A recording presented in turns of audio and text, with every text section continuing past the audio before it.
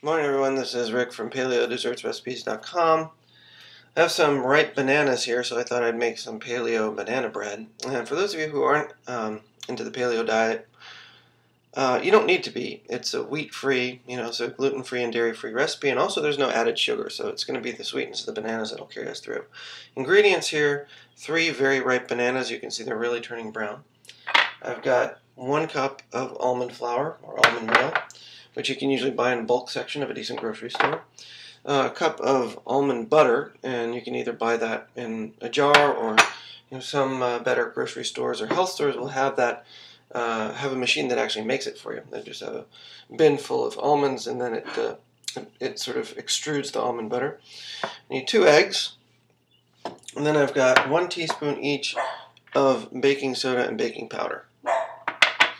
And so the first thing I'm going to do is open the bananas. Now, those of you who don't know how to do this, you can open the bananas from the bloom end, not from the stem end where it attaches. If you just pinch that, it'll open up very easily. This is a very ripe banana, so it's going to smush, but that's okay.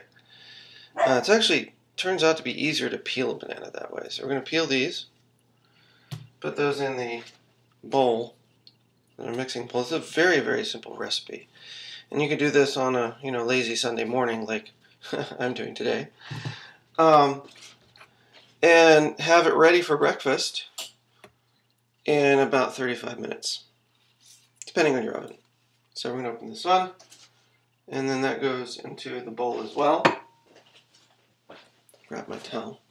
And so we're going to mash these, just get them kind of in decent shape for adding the other ingredients, because we don't want lumps, right? Make this kind of good, and now you can also use a potato masher. I would think that would be okay, but what's going to happen is as you do this, you're going to turn the bananas into a pulp. They're already quite moist because they're kind of, as they ripen, they start to break down, and there's going to be a little bit of a fibrous spot I'm going to get rid of, because that won't really taste very good when it gets into the bread itself. So this is kind of a wet mass now, as you might see. There's another one there.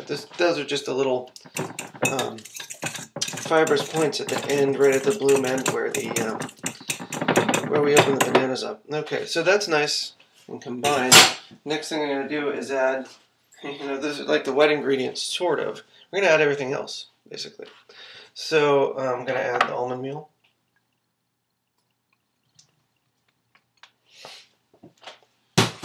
Almond butter going in. It's kind of dense, this almond butter.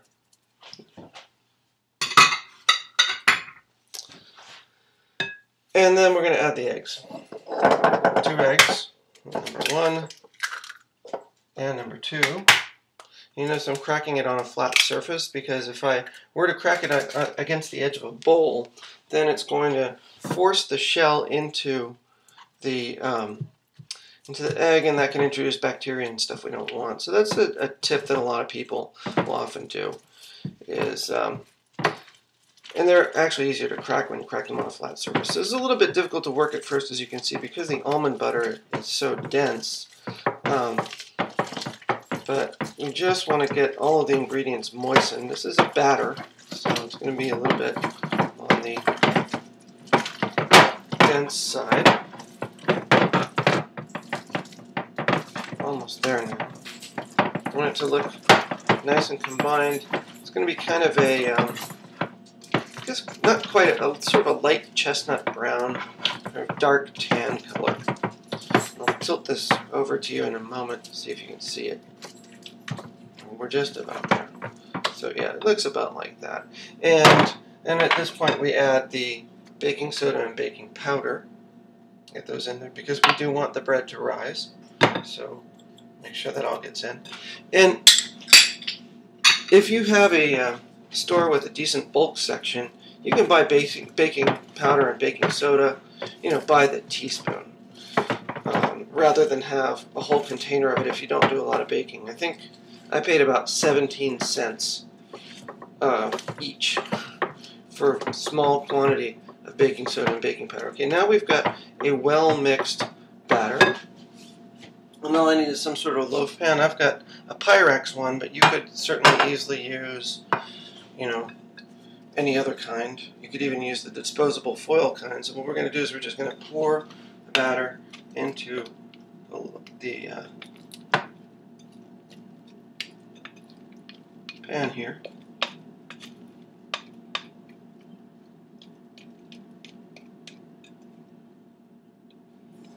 Get it all, or as much of it as we can.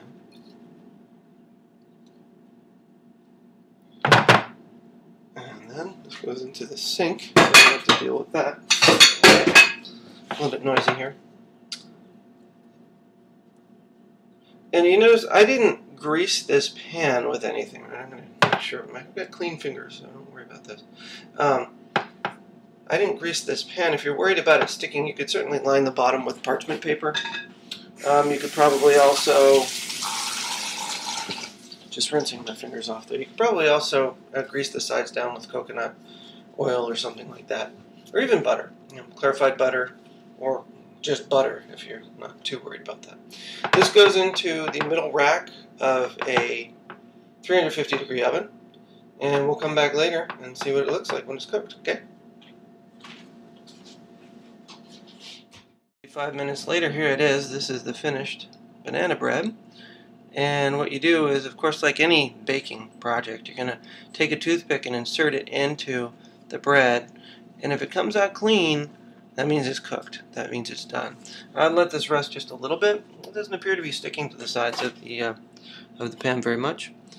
And then you can either serve it directly out of here, or you can invert it, take it out, and slice it, do whatever you want with it. Okay? Enjoy!